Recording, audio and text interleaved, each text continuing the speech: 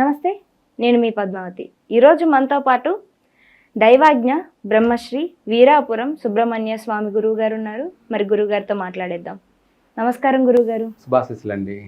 గురువు గారు, మకర రాశి వారికి మే నెలలో చూసుకున్నట్టయితే గనక గోచారం ప్రకారం అసలు వీరికి ఏ విధంగా ఉంటుందంటారు? దాంతో పాటుగా వీరు ఎటువంటి విషయాల్లో జాగ్రత్తలు పాటించాలి, ఏ ఏ పనులు ముఖ్యంగా ఈ నెలలో చేసుకోవచ్చు అంటారు?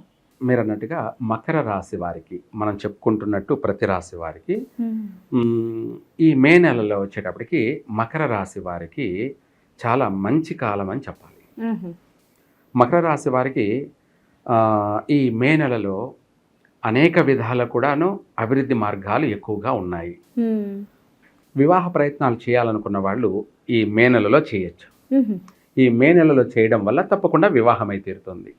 అంటే సంవత్సరం అంతా కూడా ఒడిదుడుకులు ఇబ్బందులు ఉన్నాయంటే మనం ప్రారంభం చేసిన సమయం శుభ సమయం కాబట్టి ఆ చేసిన సమయాన్ని బట్టి వెంటనే కానీ లేదా వెనక ముందు కానీ వివాహ ప్రయత్నం ఫలిస్తుంది. వివాహం కాక ఆలస్యంగా చాలా వయసు మీద పడి ఉన్నటువంటి వాళ్ళందరూ కూడా ఈ మే నెలలో అయ్యే అవకాశం ఉంది. ఇదే కాకుండా ఈ మే నెలలో ఏదైనా ఇల్లు కొనాలి అనుకున్న వాళ్ళు వాళ్ళకు ఉన్న దాంట్లోనే కాకుండా ఇంకా అప్పు చేసైనా కూడా ఇల్లు కొనుక్కోవచ్చు. భయపడాల్సిన అవసరం లేదు. సంవత్సరం మొత్తం మీద చూసుకుంటే బాగలేదు, కానీ మే నెలలో మాత్రం వీళ్లకు అమోఘమైనటువంటి యోగ కాలం అని చెప్పాలి. యోగ మాసం, యోగమైనటువంటి జీవితం అని కూడా చెప్పుకోవచ్చు మకర రాశి వారికి. ఈ మకర రాశి వారికి మే నెలలో కొత్తగా ఇల్లు కొనాలనుకుంటే ప్రశాంతంగా ప్రారంభం చేసుకోండి, కొనండి, కలిసి వస్తుంది. లేదు స్థలం కొనాలనుకున్నా కొనండి, కలిసే వస్తుంది. లేదు వ్యవసాయం చేసుకునే వాళ్ళకి పొలాలు కొనాలనుకున్నా కొనండి, కలిసి వస్తుంది కూడాను. అలాగే ఇందులో భాగంగా మనం ఏదైనా సరే తీసుకునేటప్పుడు అది చూసుకొని చూపించుకొని తీసుకోవాలి. మళ్ళీ అది వాస్తు బాగలేకపోతే స్వామి చెప్పారు మేము తీసుకున్నాం మాకు మళ్ళీ కలిసి రాలేదని అంటే బాగోదు. ఎందుకంటే తీసుకునేది కూడా బాగుండాలిగా. ఇప్పుడు మనం ఒక అమ్మాయిని పెళ్లి చేసుకోవాలి, అమ్మాయిని చూడకుండా పెళ్లి చేసుకోలేంగా, తాళి కట్టలేంగా. అమ్మాయి ఎట్టుంది, ముఖం ఉందా లేదా, అసలు ముక్కు ఉందా లేదా, ముఖం ఉందా లేదా, లేదా పండ్లు ఉన్నాయా లేవా, వరి ముద్ద మెల్లకన్నా లేకపోతే గుడ్డి పిల్లనా ఏమిటి చూడాలి కదా. చూస్తే కానీ పోనీలే అమ్మాయి నల్లగా ఉన్నా కళ ఉండాలి. కళ అంటే నవ్వుతూ ఉండాలి, నీలాగా నవ్వుతూ ఉండాలి. నవ్వుతూ ఉంటే అదొక పాజిటివ్, అదొక పాజిటివ్. అంటే అమ్మాయి నవ్వుతూ ఎలా ఉందో ఆ ఇల్లు కూడా ఆనంద నిలయం అంటారు. ఏమంటారు? ఆ అమ్మాయిని చేసుకోవడమే అదృష్టం. ఎందుకంటే మన జీవితం బాగుపడుతుంది, శుభప్రదంగా ఉంటుంది, కుటుంబం అంతా కూడా సంతోషంగా అభివృద్ధి చెందుతుంది అని 100% నమ్మకం. తెల్లగా ఉన్నా కూడా ముచ్చుమొహం ఉండిందనుకో సంసారం అంతా నాశనమే, సంసారం అంతా నాశనమే, కొంప కొల్లేరైపోతుంది.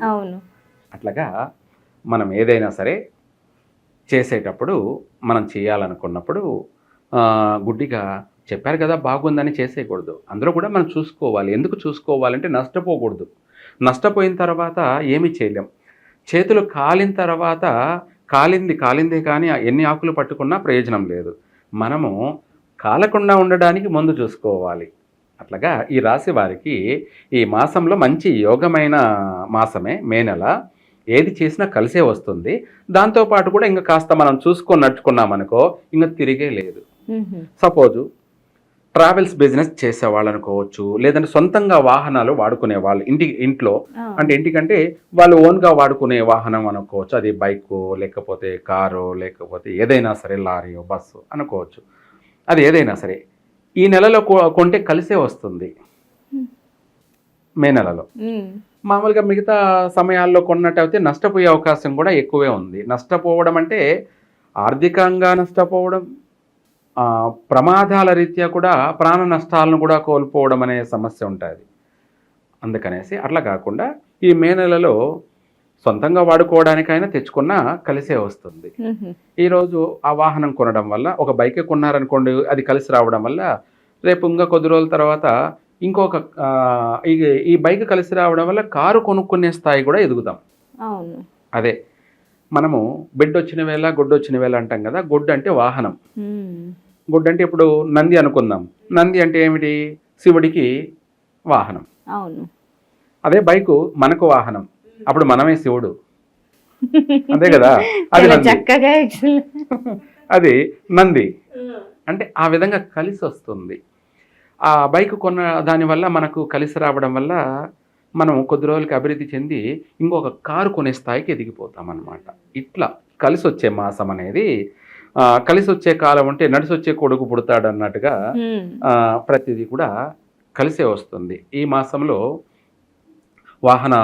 వాహనాలు కొనే అవకాశం ఉంది. నూతన వాహనం, గృహయోగం ఉంది, నూతన గృహయోగము ఉంది, నూతన వస్తు యోగము ఉంది. ఇలాగే ప్రతి చెప్పుకుంటూ పోతుంటే ఈ మాసంలో చేసింది జీవితాంతం కలిసి వస్తుంది. ఈ మాసంలో మనము నగలే కొన్నాం అనుకుందాం, అవి మనకు కలిసి వస్తాయి. అవును. అనే విధాల. అదే కలిసి రాని మాసం కొన్నాం అనుకోండి, నగలు బంగారమే, దానికోసం ఓ దొంగ పుడతాడు. దొంగ పుడతా అంటే వాళ్ళు పుట్టే ఉంటాడు, వాళ్ళు బుద్ధి పుడుతుంది, ఓ ఇది కొట్టేయాలి అని చెప్పేసి. అంటే ఇప్పుడు పొరపాటున మనం ఏదైనా నగలు మెల్ల వేసుకొని వెళ్ళి ఈ మధ్యన చైన్ స్నాచింగ్ ఎక్కువ చూస్తున్నాం. సో ఇలా జరిగే వాటిలో కూడా కోస్త ఇది కూడా ఉండొచ్చు అంటారా? అనుకూలమైన రోజు చూసుకోకుండా కొనడం వల్ల. ఓకే. మనం కొన్న టైం బాగలేకపోవడం, మనం తీసుకున్న సమయాలు బాగలేకపోవడం వల్ల ఏ రోజైనా సరే అవి దొంగల పాలైపోతాయి. లేదనుకోండి మనమే వాటిని ఎక్కడన్నా పెట్టి మర్చిపోవడం, పోగొట్టుకోవడము. అక్కడ దాకా ఎందుకండి, బంగారం నగల దాకా ఎందుకు? మనం చెప్పులే కొన్నామనుకోండి, జత చెప్పులు, ఆ కొన్నాడివి మంచి రోజు కొన్నామనుకో, ఆ వాటిపైన మనం తిరుగుతూ ఉంటే పోయిన పనుల్లో అవుతూ ఉంటుంది, ఎక్కడ పోతే ఆ పని అవుతూ ఉంటుంది. అది శుభప్రదం, అంటే మనకు కార్య సాధన అంటారు దాన్ని. లేదు ఆ చెప్పులు కొన్నామనుకోండి, ఆ చెప్పులు మనం తిరగడం కాదు, అవి మన కాళ్ళు గరుస్తూ ఉంటాయి, అంటే మన కాళ్ళు కొరుకుతూ ఉంటాయి, పూళ్ళు అవుతూ ఉంటాయి, అంటే అది మనకు కలిసి రాలేదు అని అర్థం. ఇంకా కూడా చెప్పాలంటే ఆ చెప్పుల్ని అక్కడ గుడి దగ్గర లేకపోతే ఎక్కడన్నా ఇంటి బయట వదిలి లోపలికి వెళ్ళామనుకో, మనం వచ్చేటప్పటికి ఆ కుక్కలు వాటిని చూసాయనుకోండి, అందరి ఉంటాయి, మన చెప్పులు మాత్రమే కుక్కలు ఎత్తుకొని పోతాయి. కుక్కలు ఎత్తుకుపోయి వాటిని కొరికి పెట్టేసి అంత చీల్చి చెండాడేస్తాయి. టైం బాబు, టైం ఇట్లుంటుంది అనమాట. నిజంగా గురుగారు, నిత్య జీవితంలో సింపుల్ ఎగ్జాంపులేషన్స్ మన లైఫ్ లో ప్రతిదీ జరిగే ప్రతి చిన్న విషయాన్ని చూపిస్తే చాలా చక్కగా వాస్తవం ఇది. లేదనుకోండి గుడికి వెళ్ళాము, గుడిలో వదిలిపెట్టి దేవుడికి దర్శనానికి వెళ్ళాము, అక్కడ కుక్కలు ఉండవు కానీ దొంగలు ఉంటారు. వాడు దర్శనానికి వచ్చినట్టే ఉంటాడు, వాడి బుద్ధి మన చెప్పుల పైనే పడుతుంది. అక్కడ ఎన్నో వందల చెప్పులు ఉంటాయి కానీ మన చెప్పులు మాత్రమే వేసుకొని వెళ్ళిపోతాడు వాడు. మనం వచ్చి తారాడుకోవాలి, ఏంటి నా చెప్పులే అని చెప్పేసి. ఇట్లా ఏంటంటే కలిసి వచ్చే మాసంలో కొంటే ప్రతిదీ కలిసే వస్తుంది. కలిసి రానప్పుడు కొన్నామంటే అది ఏదైనా సరే పాడైపోతుంది, ఏదైనా పాడైపోతుంది, మర్చిపోవాల్సిందే దాన్ని. లేదా దాన్ని ఉంచుకున్నామంటే మనకే నష్టం జరుగుతూనే ఉంటుంది.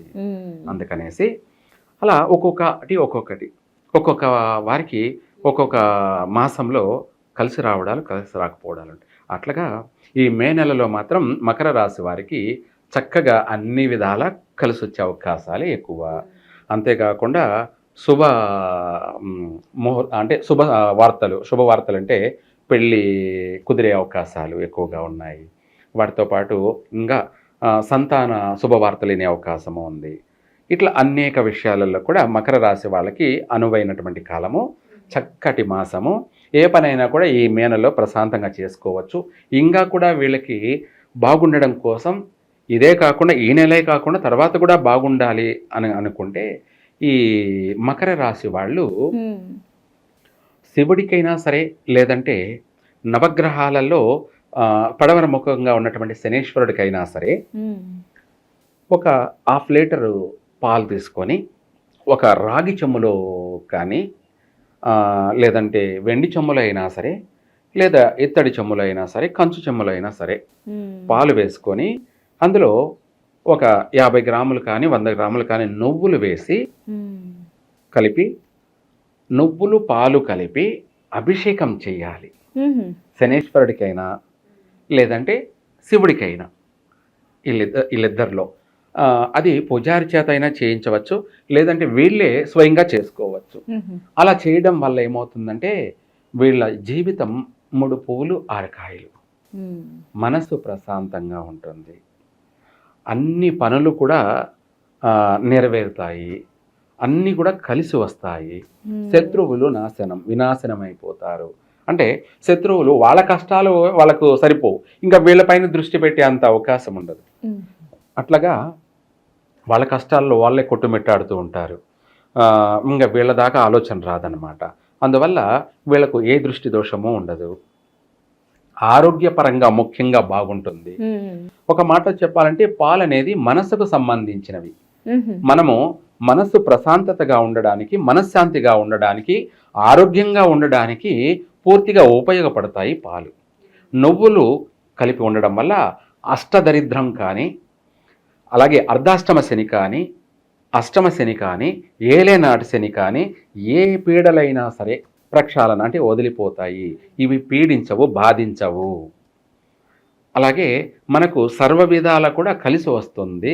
కలిసి రావడం కోసమే ఈ పాలు నువ్వులు కలిపి శనివారం చేసుకుంటూ వెళ్తే చక్కగా కలిసి వస్తుంది. అన్ని విషయాలలో కూడా అభివృద్ధి చెందుతారు.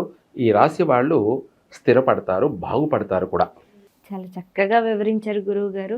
అయితే మకర రాశి వారికి ఏ విధంగా ఉంటుందో పాటుగా అసలు పరిహారాల విషయానికి వస్తే పరిహారాలు ఏది చేయడం ద్వారా ఎటువంటి కష్టాల నుంచి నివృత్తి పొందొచ్చు అనేది చాలా చక్కగా వివరించారు ప్రతిదీ కూడాను. ధన్యవాదాలు గురువు గారు. సర్వే జన సుఖినో భవంతు.